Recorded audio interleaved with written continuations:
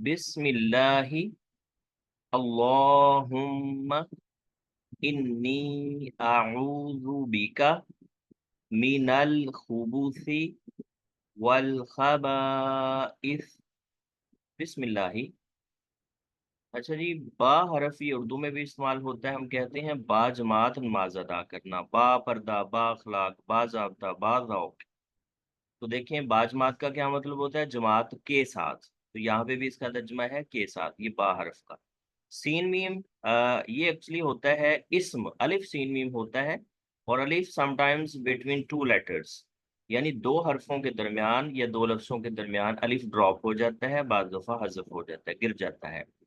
تو اسم لفظ بھی اردو میں استعمال ہوتا ہے، ہم کہتے ہیں آپ کا اسم گرامی کیا ہے؟ تو نام، نام کے ساتھ، کس کے نام کے ساتھ؟ اللہ ہی، اللہ کے نام کے ساتھ۔ پھر ہم پڑھتے ہیں اللہم، اے اللہ، انی، اچھا انا اور انا کا ترجمہ یاد کر لیجئے، اس کا ترجمہ بے شک یقیناً ہی ہوتا ہے، انا یا پھر انا، یہ آگے یا ملی ہوئی ہے، اس لیے یہ انا لفظ انی بن گیا ہے، یہ یا کی وجہ سے زیر آ گئی ہے۔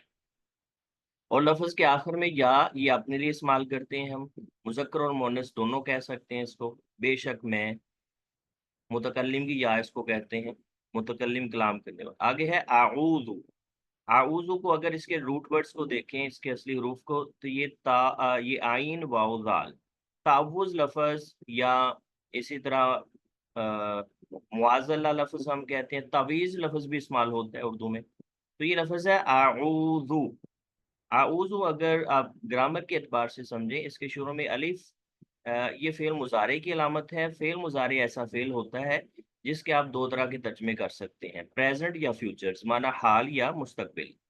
تو عوز ہوگا عین واو زال، پناہ مانگنا، پناہ میں آنا، حفاظت میں آنا، کسی کے کنٹرول میں آنا، کسی کے سپرویژن میں آنا، حفاظت میں آنا۔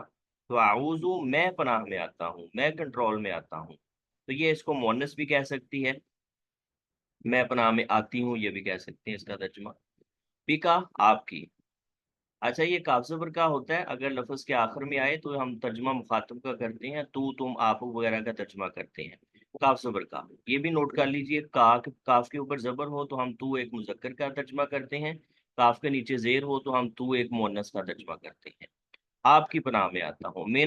من حرف اردو کا ہے، ہم کہتے ہیں من جانب فلاں، یعنی فلاں کی جانب سے، تو من کا ترجمہ سے ہے۔ الخبثی، خبیثوں، یہ خبث، یہ تین حروف لازمی اشارہ کر رہے ہیں، اس کا ترجمہ خبیثوں، خبیث، خبیثوں سے، والخبائث، اور خبیثنیوں سے۔ کون خبیث اور خبیثنے؟ اس کا بامحاورہ ترجمہ دیکھیے، اللہ کے نام کے ساتھ، یعنی میں شروع کرتا ہوں اللہ کے نام کے ساتھ، پھر ہم کہتے ہیں اے اللہ، میں خبیث جنوں اور خبیث جننیوں سے تیری پناہ چاہتا ہوں، تیری پناہ میں آنا چاہتا ہوں، کنٹرول میں آنا چاہتا ہوں، حفاظت میں آنا چاہتا ہوں۔